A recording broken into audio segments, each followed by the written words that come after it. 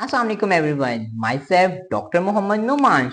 So today in this video we will discuss about tuberculosis. So what do you know about tuberculosis? It's basically a bacterial serious infection that usually characterized by the group of bacteria known as Mycobacterium tuberculosis.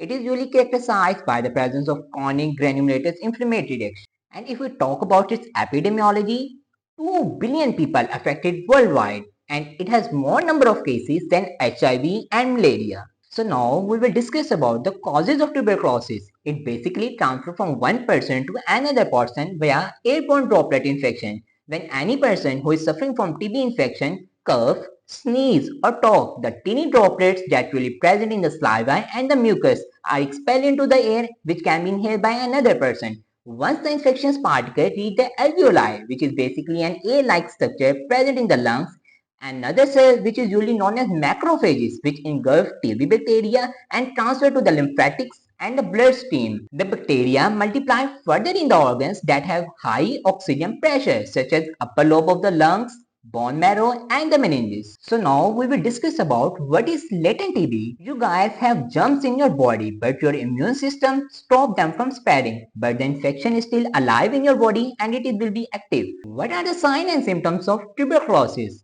A cough that really persists more than 3 weeks along with that of the chest pain, cough, feeling tired, loss of appetite, weight loss, fever and chills. So how we can make a diagnosis of tuberculosis?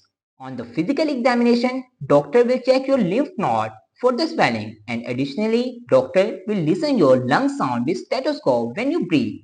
In addition, if you are suffering from tuberculosis, the doctor will order you to take a CT scan and X-ray which show white spots in your lung if your skin test is positive.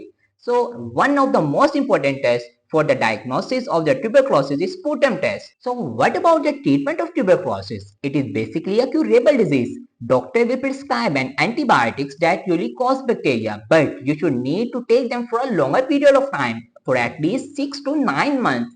So what about the drugs of the tuberculosis? Isoniazid, rifampicin, ethambutol and pyrazinamide.